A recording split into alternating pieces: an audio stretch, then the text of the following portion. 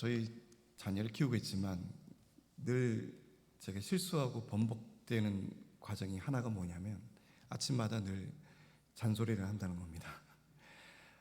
잔소리가 뭐죠? 계속 되풀이되는 싫은 소리를 잔소리라고 하죠.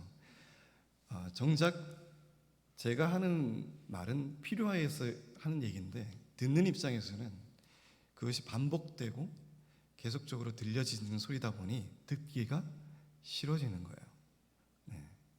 하나님은 사사시대를 통해서 사사들을 보내어서 어찌 보면 이스라엘 사람들이 싫어하는 소리를, 잔소리를 계속적으로 주셨습니다.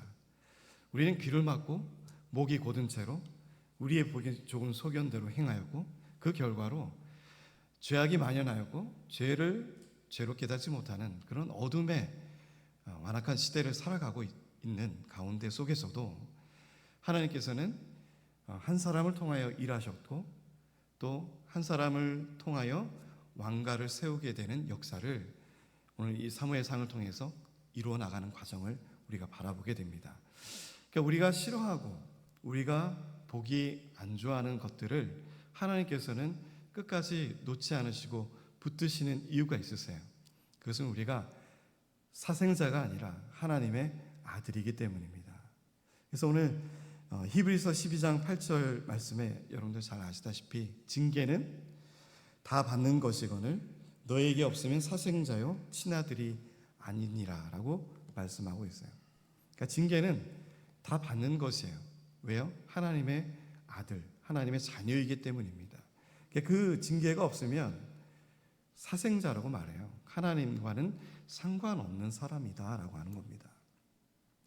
하나님께서는 이러한 잔소리, 우리가 듣기 싫은 또 우리가 보기 싫은 것들을 날마다 반복적으로 들려주시고 보게 하신 이유는 하나님이 지금도 우리를 사랑하고 계시다라고 하는 확증이에요. 그래서 우리 마찬가지로 저희들도 마찬가지지만 아들들에게 딸들에게 관심이 없다면 잔소리를 하지 않을 것입니다. 그냥 하는 대로 하고 싶은 대로 그냥 방치하고 두는 게 그게 맞는 거죠. 그럼 오늘 그렇게 한 인물이 한 명 있어요. 누구예요? 바로 엘리라고 하는 제사장이었습니다. 그 두 아들 홈리와 비나스가 제사장으로서 범죄함을 있을 때 그는 징계를 하지 않았어요. 단지 그들의 행동에 대해서 어떤 일종의 평가만이 있었을 뿐이었습니다. 그 소문이 들렸을 때 그 소문이 이러이러하니 너희들이 이것을 하지 않았으면 좋겠다라는 결론이었어요.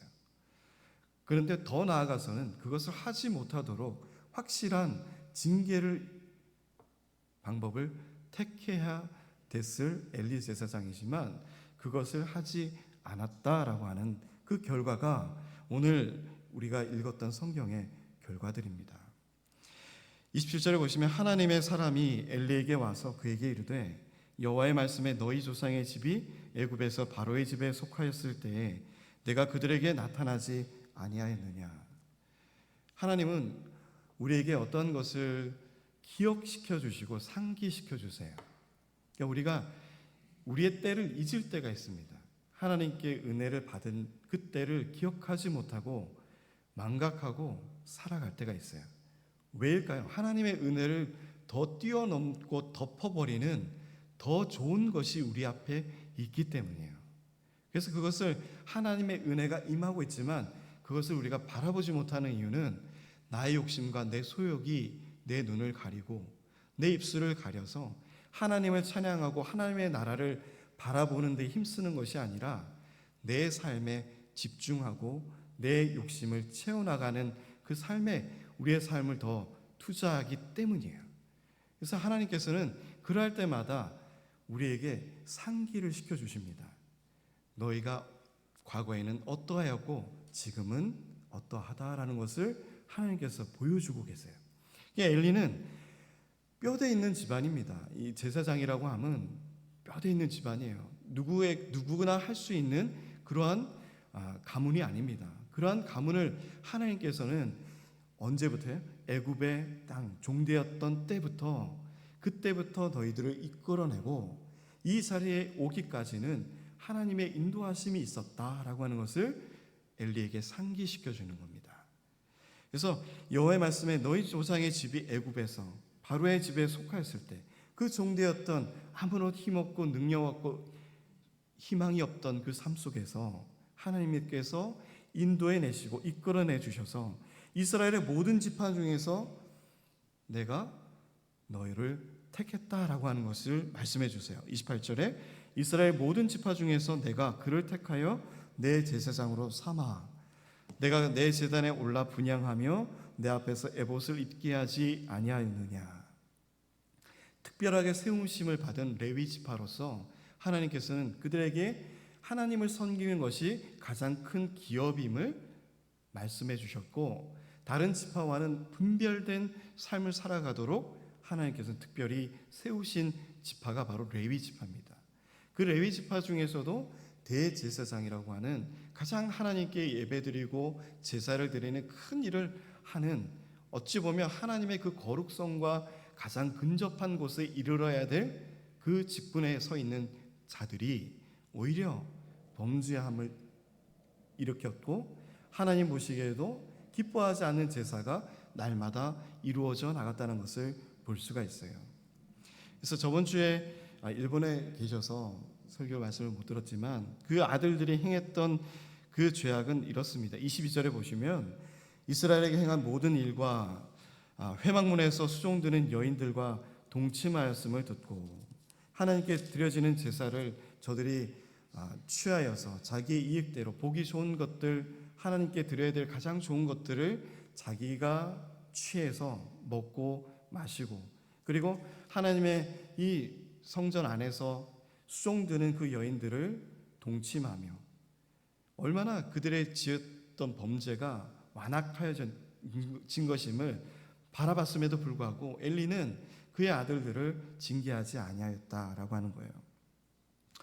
그래야 할 때 하나님께서는 오늘 이 하나님의 사람을 통해서 누군지는 모르지만 이 하나님의 사람 지나가는 이 하나님의 사람 한 명을 통해서 이 엘리의 이 가문에 젖어 있는 이 죄악성을 고발하는 장면을 우리가 볼 수가 있습니다. 특별히 분별되게 에봇을 입게 하였고 또 이스라엘 자손이 드리는 모든 화제라고 하는 것은 불로 드려지는 제사예요. 이 구약의 모든 5대 제사가 이 화제에 속합니다. 번제 그리고 화목제, 소제 그리고 속죄제, 속건제 등 이런 제사들이 다 불로 태워지는 제사를 의미해요. 그러하니 그 뜻은 하나님께 모든 드려지는 제사를 드릴 수 있는 그런 제사장의 직분을 거룩히 분별되어서 주어졌지만 그런데 29절에 너희는 어찌하여 내가 내 처소에서 명령한 내 제물과 예물을 밟으며 내 아들들을 나보다 더 중히 여겨라고 하는 것입니다. 하나님께서는 뭐예요? 바라보시는 것이 뭐냐면 예배가 타락되었다. 그리고 하나님보다도 더 사랑하는 것들이 있었다라고 하는 것을 우리에게 지적해 주시는 거예요. 우리가 예배 생활을 잘 드린 것처럼 보여지지만 지나가는 어떤 한 사람을 통해서 오늘은 하나님의 사람으로 표현되고 있지만 어떤 우리 삶 속에서도 지나가는 한 사람을 통해서 우리의 예배의 모습과 신앙인의 모습을 점검시켜 주실 때가 있어요. 의외의 사람이 딱 와서 오늘 교회 안 가세요? 오늘 이 자리에 왜 계세요? 주일날 결혼식장을 간다든가 아니면 다른 자리에 있었을 때 분명히 이분이 여기에 오실 분이 아닌데 여기에 계셨을 때 아니면 분명히 교회에 가셔야 될 시간인데 교회 안 가시고 다른 곳에 가 계실 때 이럴 때 보면 다른 누군가에 의해서 메시지를 딱 던져주실 때가 있어요. 그럴 때 뭐예요? 우리는 빨리 그 자리로 돌아가야 됩니다. 하나님께서 원하시는 것은 예배의 회복과 하나님을 보다 더 사랑하는 것들을 내 삶 속에서 내려놓는 것을 원하고 계세요. 그래서 오늘 말씀의 제목이 하나님보다 더 중히 여기는 것들이라고 하는 말씀의 제목입니다. 곰곰이 생각해 보면 우리의 삶을 살아가다 보면 정말 중요하게 생각되는 것들이 많이 있어요. 소중하게 생각하는 것들이 있습니다. 다른 것과는 결코 바꿀 수 없는 귀한 것들이 내 삶 속에 내 수중에 쥐어질 때가 있어요. 그런데 거기에 대한 갈등과 고민이 생기는 것이 사실 우리들의 연약한 믿음의 반증입니다. 하나님보다 더 사랑하는 것들이 내 손에 쥐어졌을 때 그것을 하나님 앞에서 담대하게 내려놓는 것도 그것이 가장 큰 믿음이고 신앙인 줄 믿으시기 바랍니다. 그러하지 못할 때 하나님께서는 우리에게 이러한 책망을 또 경고를 주시는 것을 볼 수가 있어요. 이 엘리에게 내 제물과 예물을 밟았다. 하나님께서 드려지는 이 거룩한 제사들을 완전하게 망가뜨리는 모습을 하나님께서는 바라보신 것입니다. 그러므로 하나님이 30절에 하나님 나 여호와가 말하노라 내가 전에 내 집과 내 조상의 집이 내 앞에서 영원히 행하리라 하였으나 이제 나 여호와가 말하노니 결단코 그렇게 하지 아니하리라. 하나님은 모든 것을 인도해 내시고 이끌어 내시고 또 주장하시고 우리의 모든 것을 담당하시는 하나님이시지만 우리가 그것을 이뤄내지 못할 때 하나님이 원하시는 뜻대로의 삶을 살아가지 못할 때 하나님은 그 삶에 대해서 단언코 이렇게 우리에게 말씀하신다라고 하는 것입니다. 어찌 보면 저주라고 하는 것이 가장 큰 두려움일 수도 있어요. 축복이 아니라 하나님의 입술을 통해서 저주의 말씀이 내려온다는 것, 우리의 삶 앞에 축복의 삶이 아니라 저주의 삶의 길이 놓여 있다는 것은 어찌 보면 굉장히 우리의 삶 속에 가장 큰 슬픈 일이 아닐 수가 없습니다. 그런데 그 엘리 제사장에게 이러한 가장 비극적인 메시지가 전해지고 있는 것이에요. 누구를 통해서요? 자신의 아들들을 통해서. 그리고 자신의 이 나이듦과 영적 분별함이 떨어짐을 통해서 하나님의 앞에 나와서 정말 눈물 흘리며 부르짖는 그 한나의 기도를 단순히 술 취함으로 바라보는 그러한 영적인 이 분별함이 떨어진 이 가운데 하나님께서는 이에게 이러한 메시지를 던져줬을 때 그에게 닥쳐오는 이 메시지가 얼마나 큰 아픔일까요? 하나님께로부터 버려짐을 당하는 것 그리고 끊쳐짐을 당한다라고 하는 그 메시지를 받았을 때 얼마나 큰 아픔과 슬픔이 다가왔을 것입니다. 그래서 하나님께서는 이렇게 말씀하세요. 나를 존중히 여기는 자를 내가 존중히 여기고 나를 멸시하는 자를 내가 경멸하리라. 우리는 하나님을 어떻게 우리의 삶에서 모시고 계십니까? 존중히 모시고 계십니까? 아니면 너무나도 나보다도 더 소홀한 자리에 앉혀놓고 내가 필요로 할 때마다 그분을 부르는 그러한 사사시대의 하나님 여호와를 섬기는 그들의 예배의 모습을 우리 삶 속에 적용하고 계십니까? 하나님께서는 그것을 멸시라고 표현하고 있습니다. 하나님을 기억하지 못하고 하나님을 방치하고 내 필요로 일할 때 불러서 하나님을 내 삶의 그 틀에 적용시키는 것, 그것이 어찌 보면 하나님 보실 때는 그것이 멸시라고 하는 거예요. 하나님은 존중히 여기는 자를 존중히 여긴다고 말씀하십니다. 하나님은 하나님을 존중히 여기는 자를 또한 존귀케 하신다고 말씀하세요. 가장 높고 가장 귀한 자리에 올려놓으시는 분 바로 우리 하나님이십니다. 그러나 가장 낮은 곳, 가장 낮은 누추한 곳, 비천한 자리에도 앉히시는 분이 하나님인 줄 바라보시기 바라요. 우리의 교만의 결과가, 우리의 영적 타락함의 결과가, 죄를 보고도 그 죄를 깨닫지 못하는 그 결과가 얼마나 큰 죄악된 결과가 나타나는지를 우리가 바라봐야 되는 것입니다. 31절을 보시면 더 큰 하나님의 말씀의 선포가 있어요. 보라, 내가 내 팔과 내 조상의 집 팔을 끊어 내 집에 노인이 하나도 없게 하는 날이 이를지라. 노인이 없다는 것은 그만큼 장수를 할 수 없는 것이고 오래 살지 못한다는 것은 그 다음 세대를 바라보지 못한다는 결과입니다. 그러니까 그 제사장의 세대에서 이제 그 엘리를 완전히 끊어내겠다라고 하는 하나님의 말씀의 선포예요.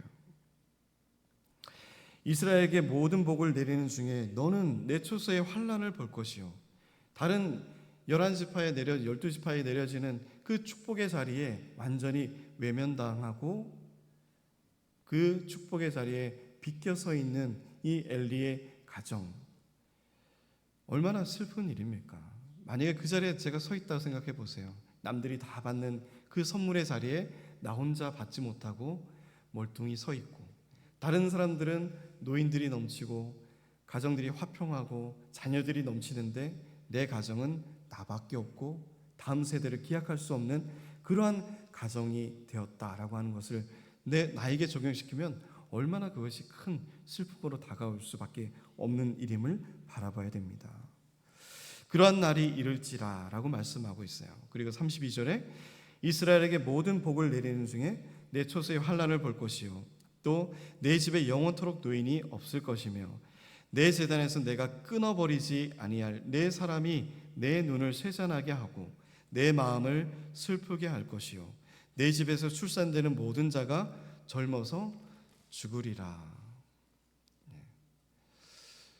어찌 보면 하나님께서는 교차 편집을 통해서 축복받는 가정과 저주받는 가정을 우리에게 보여주는 것을 볼 수가 있습니다.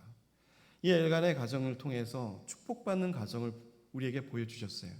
한나의 기도를 통해서 사무엘을 얻었지만 그 가정에 오남매를 더 주시고 다음 세대를 이어갈 수 있는 아들들, 딸들을 넉넉하게 베푸시는 그 모습을 우리가 볼 수가 있었습니다. 그런데 이 엘리의 이 가정은 그 대가 끊어지고 다음에 자식들을 볼 수 없을 것이다 라고 하는 것을 보여주고 계세요. 어떤 차이입니까? 이 똑같은 제사장의 집안이지만 어떤 차이입니까?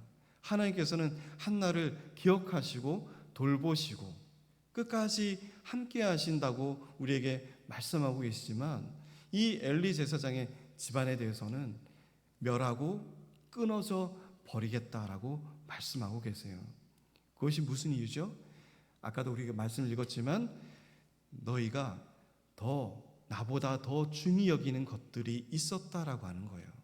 너는 아들들을 더 중요하게 생각했다라고 하는 것입니다.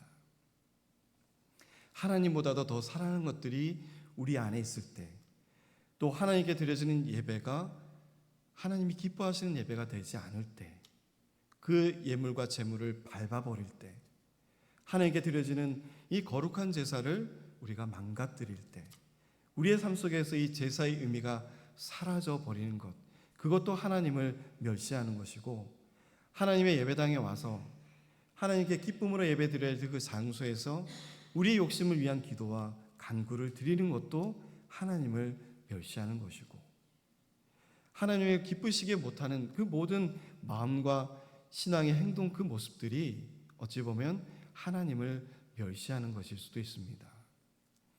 하나님을 우리가 존중히 여긴다면 하나님께 드려지는 이 예배를 더 귀하게 생각할 거예요.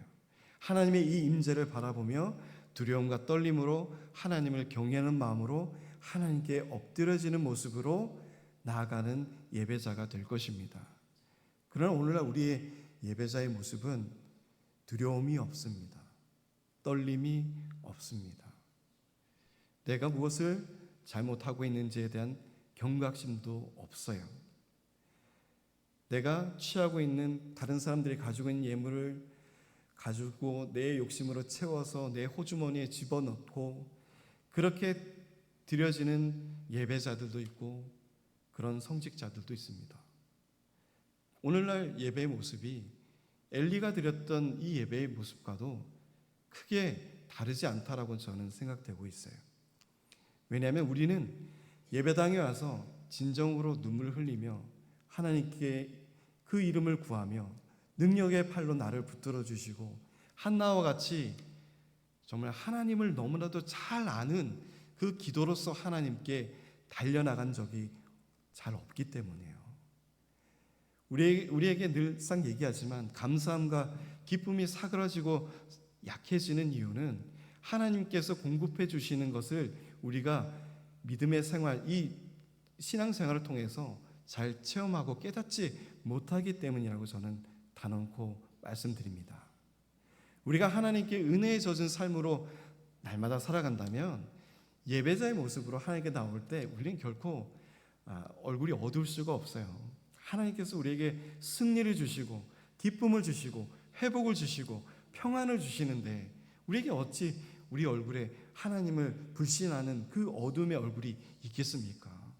하나님께 강한 신뢰를, 믿음을 가지고 있는 한나의 그 기도에 드려지는 모습을 바라보시기 바라요.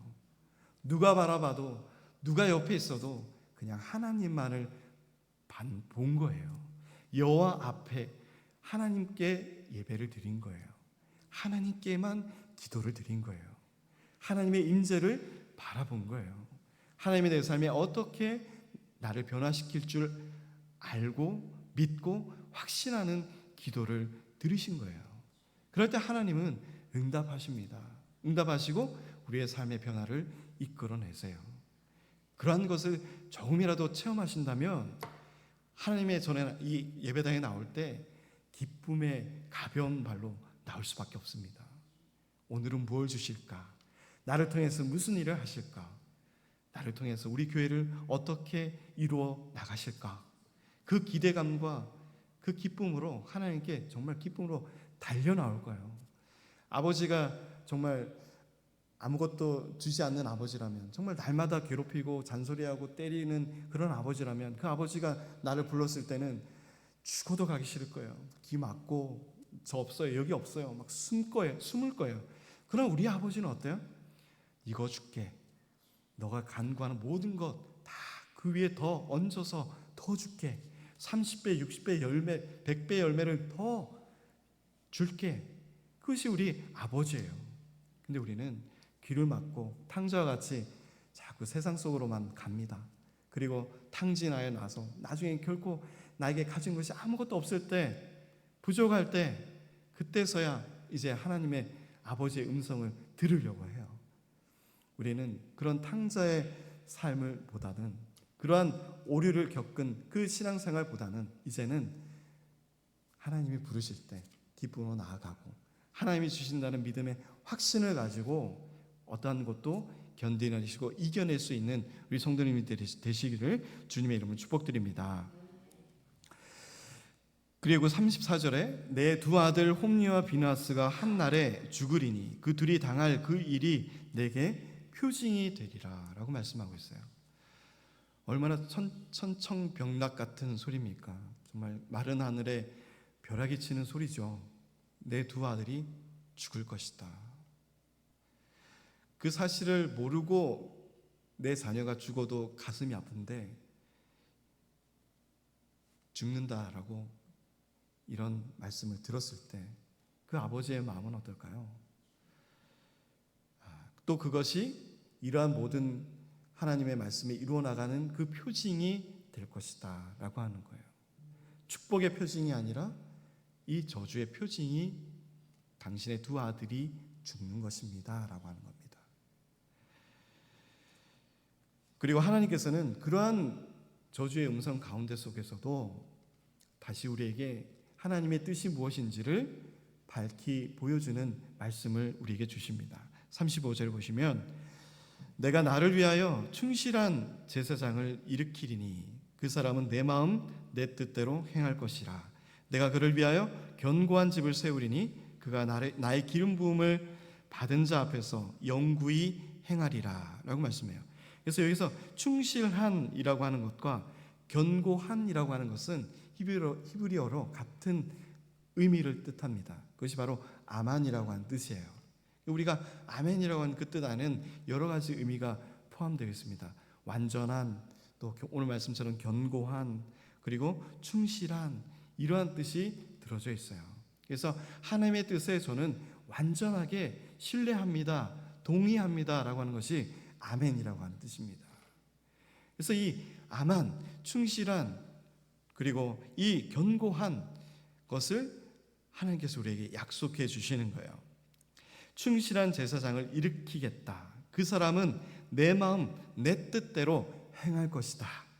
하나님께서 원하시는 것이 무엇인지 굉장히 간단 명료하게 나타나죠. 우리에게 말씀해 주시는 간단 명료한 음성을 들으시기 바라요.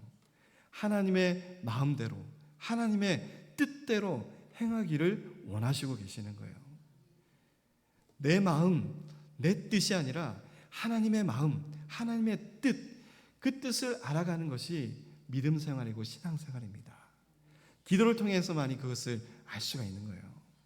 한나가 하나님의 뜻을 발견하고 하나님이 한나의 이 태를 통해서 사무엘을 낳게 하시고 사무엘을 통해서 이 다윗 왕조를 이뤄나가는 하나님의 이 회복의 역사를 바라보게 하셨듯이 기도를 통해서만이 하나님의 뜻을, 하나님의 마음을 우리가 알 수 있는 것입니다. 그럴 때 기도의 힘이 나는 거예요. 우리가 무의미하게 드려지는 기도의 음성이 아니라 하나님의 마음이 어떤지, 하나님의 뜻이 무엇인지를 알고 있을 때 그것에 합한 기도를 우리가 할 수 있을 때 힘이 나고 기쁨이 나는 거예요. 우리 옆에서 동역하는 사람이 내 마음과 내 뜻을 알면 힘이 나잖아요. 내가 이 일을 할 것이고 내 마음은 기쁜 마음으로 이것을 할 거예요. 그러할 때 같이 그 마음을 가지고 그 뜻을 품은 사람이 있으면 얼마나 힘이 나겠어요. 우리도 마찬가지입니다. 하나님이 우리에게 바라봐 주시는 것은 크고 놀라운 그런 뜻이 아니에요. 단순해요. 하나님의 마음을 좀 알아주렴. 그리고 하나님의 그 뜻을 알아주렴. 하나님이 기뻐하시는 것이 그것입니다 라고 하는 겁니다. 하나님은 그 사람은 내 마음 내 뜻대로 행할 것이다. 그리고 내가 그를 위하여 견고한 집을 세울 것이다. 오늘날 우리에게 흔들리지 않는 견고한 그 집은 무엇입니까? 교회입니다. 예수가 머리 되시는 성도들이 몸 지체가 되는 견고한 교회를 이 땅에 세워주셨어요. 그 교회를 하나님께서는 세워주시고 이 안에서 하나님의 놀라운 뜻을 이루어 나가시기를 원하십니다. 그리고 이 안에 하나님의 뜻을 알기 원하고 하나님의 마음을 알기 원하는 하나님과의 동력자들을 찾기를 원하고 계신 거예요. 교회를 세우심은 하나님의 일을 하기 위함입니다. 하나님의 그 일은 하나님의 마음이 어떤지 하나님의 뜻이 무엇인지를 알아야만 그 일을 할 수가 있는 거예요. 이 견고한 성을 통해서, 견고한 집을 통해서 하나님께서 지금도 쉬지 않고 일하시는 하나님을 바라보시는 우리 성도님들이 되시기 바랍니다. 그리고 그 사람이 바로 우리가 되시기를 주님의 이름으로 축복드립니다. 그가 나의 기름 부음을 받은 자 앞에서 영구히 행하리라 라고 말씀하고 있어요. 그 제사장인데 그 기름 부음 받은 자, 그 왕 앞에서 영원히 행하는 제사장, 그분은 누구실까? 바로 예수 그리스도이십니다 라고 하는 겁니다. 이 구약의 짧은 이 메시지이지만 이 안에는 하나님께서 우리를 위해서 구원의 역사를 이뤄 나가시고 그 견고한 집 교회를 우리 앞에 선포하고 보여주시고 예수 그리스도를 우리 앞에 보여주시는 거예요.